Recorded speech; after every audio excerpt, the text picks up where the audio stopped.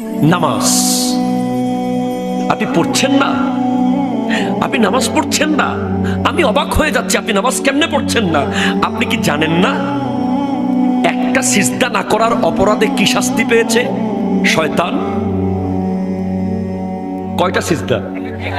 জোরে কর না, কয়টা? তাও আল্লাহকে না, আল্লাহর নবী আদম আলাইহিস সালামকে একটা সিজদা করে নাই, অহংকার করেছে, বিনিময়ে জান্নাত থেকে আল্লাহ বের করে দিয়েছে তাকে। কিয়ামত পর্যন্ত লানত প্রাপ্ত শয়তান। পৃথিবীর এমন কোন জায়গা নাই যেখানে সে সিজদা করে নাই আল্লাহকে।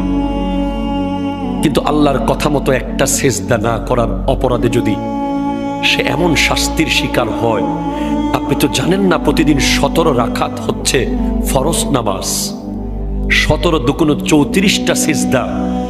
এগুলো কাকে করতে বলা হচ্ছে? আল্লাহ নিজেকে করতে বলছেন। হাইয়া আলাস সালাহ, হাইয়া আলাল ফালাহ। হ্যাঁ বলছে, হ্যাঁ বলছে, আজকেও বলেছে।